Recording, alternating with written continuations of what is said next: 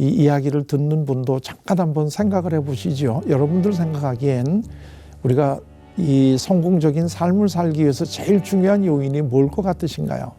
되게 많은 분들이 얘기하시는 게 제일 먼저 건강, 학력, 경제적인 여력이라든가 배경이라든가.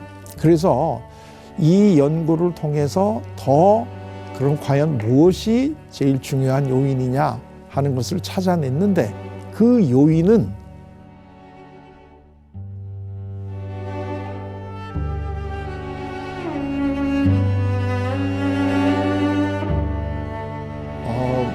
제가 심리학을 공부한다고 얘기를 하게 되면 많은 분들이 저에게 제일 많이 질문하는 것 중에 하나가 어떻게 하면 우리가 성공적인 삶을 살아갈 수 있을까 하는 질문을 제일 많이 합니다. 근데 사실은 이 질문은 오늘날만 하는 게 아니라 아마 인간이 이 지구상에 태어난 이래로 계속해서 사람들이 추구해오는 그 질문의 가장 핵심적인 질문이 아닐까 이런 생각을 해요. 그만큼 모든 사람들이 다 성공하고 싶어하고 또 그 성공을 통해서 행복해지고 싶어하는 이제 이러한 마음을 다 가지고 있을 거예요. 물론 심리학에서도 우리가 성공적 삶을 살아가는 가장 그 중요한 요인이 무엇일까 하는 것에 대한 연구를 참 많이 했습니다. 그 중에서도 가장 그 중요하고 대표적인 연구가 1930년대 후반에 하버드 대학교에서 그 하버드 대학교 학생들 300여 명을 대상으로 이 쭉 지금까지 거의 한 80년 가까이 이분들을 추적해오는 아주 유명한 연구가 있습니다. 이 연구의 가장 그 핵심적인 주제는 어떻게 하면 사람이 성공적인 삶을 살 수 있고 가장 중요한 요인이 뭘까 하는 겁니다. 이 이야기를 듣는 분도 잠깐 한번 생각을 해보시죠. 여러분들 생각하기엔 우리가 이 성공적인 삶을 살기 위해서 제일 중요한 요인이 뭘 것 같으신가요? 되게 많은 분들이 얘기하시는 게 제일 먼저 건강. 그렇죠. 건강 아주 중요합니다. 그 다음에 나오는 것이 학력. 공부를 잘하게 되면 아무래도 성공하지 않겠냐 이제 이런 얘기를 하십니다.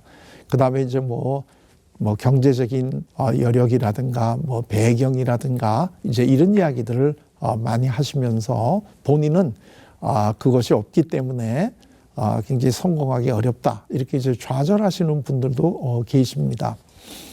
물론 그러한 것들이 우리가 성공하는데 도움이 되는 것은 사실입니다. 그런데 그 하버드 대학교에서요, 하버드 대학교 다니는 학생들을 대상으로 연구했다는 것은 이미 이 친구들이 공부는 굉장히 잘하는 학생들이다 하는 건 우리가 다 알고 있는 거잖아요. 그러나 이 사람들의 삶을 쭉 추적을 해보니까 그 안에서도 성공한 사람도 물론 많이 있지만 실패한 사람들도 많이 있는 거예요. 그래서 이 연구를 통해서 더 그럼 과연 무엇이 제일 중요한 요인이냐 하는 것을 찾아냈는데, 그 요인은 다른 사람과 친밀한 관계를 맺는 능력이다. 이게 이 시대를 불문하고 나이를 불문하고 항상 제일 성공적인 삶을 살아가는 데 가장 중요한 요인이다 하는 것이 밝혀졌어요. 근데 이제 이 연구는 하버드 대학교의 남학생들을 대상으로 했기 때문에 여러 가지 제한점이 있다는 이제 이런 그 비판이 있어서 그 이후에 여성들도 이 연구에 포함을 시켰습니다.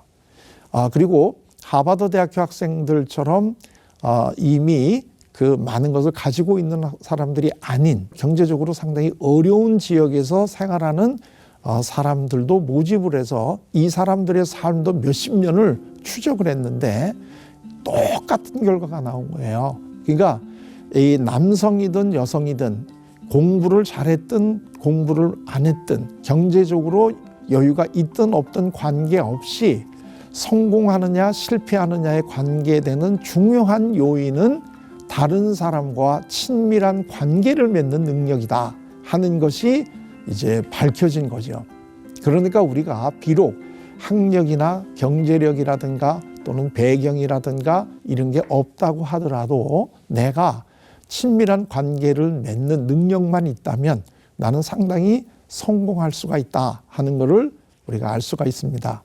이 어떤 분이 그런 얘기를 하시더라고요. 20세기는 산업사회인데 산업사회는 내가 열심히 일을 해서 부지런히 돈을 모아서 별장을 사는 게 이게 이제 성공한 삶이라고 보는데요. 21세기에 와가지고는 내가 별장을 가지는 게 아니라 별장을 가지고 있는 친구를 많이 사귀는 사람이 성공한 사람이라는 거예요. 내가 1년에 몇 번 갈 일도 없는 거를 갖다가 유지하면서 괜히 그거를 가지고 있기보다는 오히려 별장을 갖고 있는 친구들을 사귀면 그 친구들을 통해서 내가 그 친구들의 별장에 가서 편하게 필요할 때마다 쉴 수 있으니까 그게 오히려 성공하는 삶이다. 이제 또 이렇게도 얘기를 하시더라고요. 자, 그래서 그러면 이 친밀한 인간관계를 그러면 어떻게 맺을 수 있느냐 하는 걸 우리가 조금 더 이제 알아내야 되지 않겠습니까? 친밀한 인간관계를 잘 맺는 사람들이 뭐를 잘하는가 하는 것을 또 살펴보니까 다른 사람과 대화, 즉 의사소통을 잘하더라는 거예요.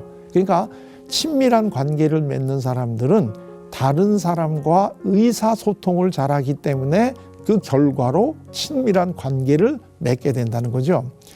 우리 그 말에도 그런 표현이 있잖아요. 예를 들게 되면 나는 우리 그 부장님하고 머리가 잘 통해서 좋아. 이런 표현은 없잖아요.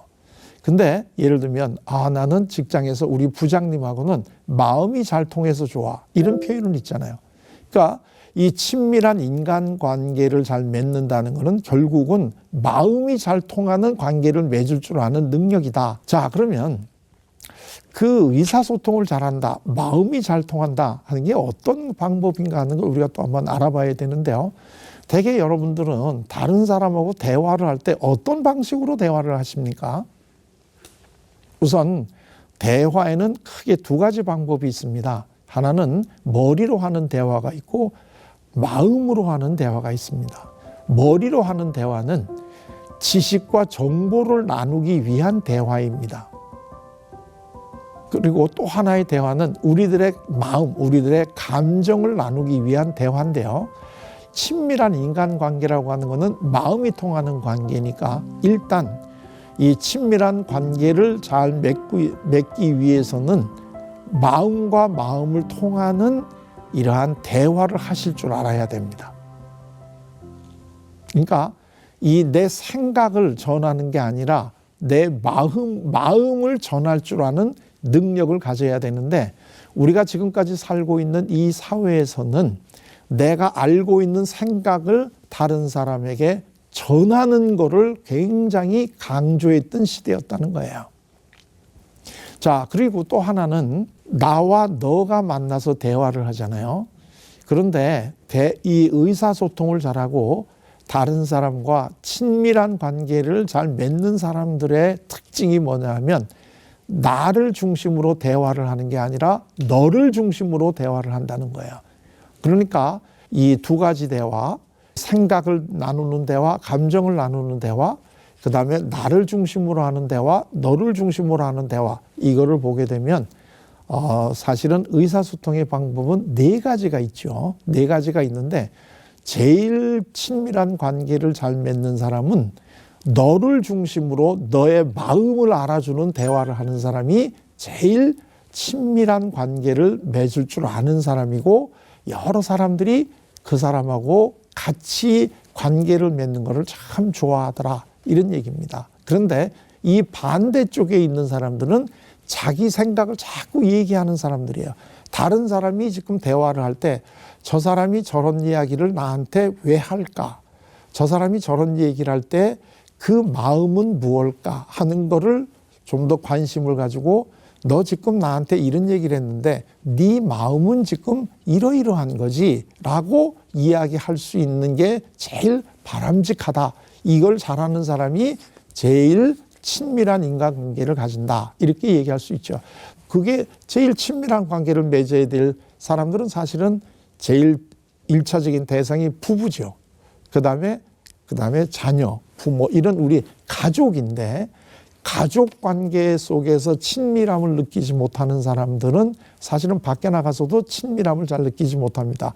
우리 주위에 보게 되면 안타까운 분들이 밖에 나가서 다른 사람들하고는 친밀한 그 모습을 보이는데 집에 들어와서는 친밀하지 못하고 갈등을 많이 하는 분들이 있는데, 사실은 이분은 정말로 마음속 깊은 데서 오는 이 행복이나 사랑을 느낄 수가 없는 거지요. 그런데 그 이유가 왜 그러냐면, 다른 사람들에게는 굉장히 너그럽지만 가족들에게는 굉장히 너그럽지 못하는 이러한 이 마음가짐을 가지고 있기 때문에 그렇습니다. 물론 그 민마음에는 우리 가족들이 잘 됐으면 좋은 마음이 있죠. 근데 이 마음이 상대방의 행동을 평가하고 비난하는 거로 나타나기 때문에 그게 가족들과 좋은 관계를 맺을 수가 없게 되는 건데요. 일단 우리 가족들하고 좋은 관계를 가지려고 하면 자녀들에게 예를 들면 왜 공부를 안 하고 게임을 하냐, 여기에 대해서 비난하시기 전에 왜 우리 자녀들은 게임을 많이 할까? 그 마음은 뭘까? 이제 이런 것들을 한 번 더 미리 한번 살펴봐 주시면, 너도 공부를 잘하고 싶은데 그게 잘 안 되니까 많이 안타깝구나.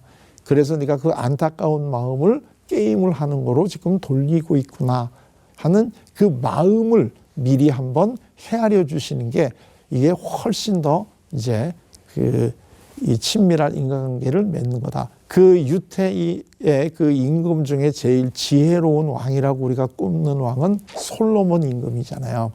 그 솔로몬 왕이 하나님에게 지혜를 달라 이렇게 이제 구했기 때문에 하나님이 지혜를 주셨는데요. 이 성경에 우리말로 지혜라고 번역이 되는 이 그 단어의 원래 뜻은 듣는 마음이랍니다. 듣는 마음.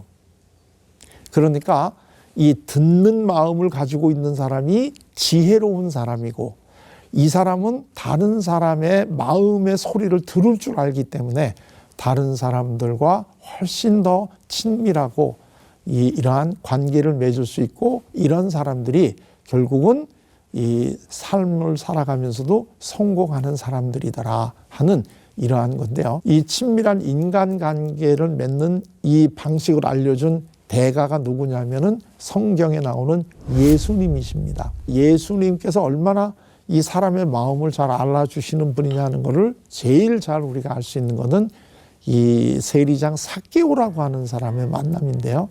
다른 이웃들은 전부 다 삭개오가 세리장이라고 하는 이 겉으로 드러나는 그 직업이라든가 이런 거를 보고 그걸 고쳐주려고 노력을 했지만, 삭개오가 계속 세리의 일을 하니까 나중에는 비난을 하고 왕따를 시키는데요. 예수님은 삭개오가 세리장이라고 하는 사실에 대해서 하나도 비난하시는 게 아니라, 오히려 네가 얼마나 이 이웃들로부터 소외당하고 왕따당하고 있기 때문에 네가 외롭고 마음이 얼마나 슬프고 또 화가 나냐 하는 이 마음을 알아주신다는 거죠.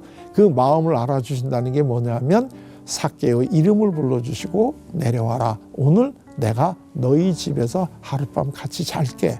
이거는 마음을 알아주시고 그 친구가 돼 주시겠다는 아주 이 사랑의 표현이잖아요. 다른 사람들은 다 이미 이 안 오는 이 흉가와 같은 삭개오의 집에서 오늘 내가 너희 집에서 머물겠다 하는 이 예수님의 마음은, 삭개오가 얼마나 외롭고 쓸쓸하고 그리고 화가 난 삶을 살고 있는가 하는 이 마음을 공감해 주셨기 때문에 그랬거든요. 그때 비로소 이 삭개오는 크게 변해서 내 재산의 반을 가난한 사람한테 주고 토색한 거를 4배로 갚아주겠다, 이런 얘기를 하니까 그 얘기를 들으시고 예수님이 오늘 이 집의 구원을 이루었다 하는 아주 놀라운 말씀을 해주시는 거죠. 결국은 우리가 사랑만이, 즉 너의 마음을 헤아려 줄 때만이 우리는 사람을 변화시킬 수 있고 또 친밀한 관계를 가질 수 있고, 이러한 사람들이 결국은 이 세상을 살아가는 동안에도 크게 성공을 하는 삶을 살더라 하는 것이 오랫동안 따라가면서 한 연구의 결론이다. 이렇게 이야기를 드릴 수 있을 것입니다.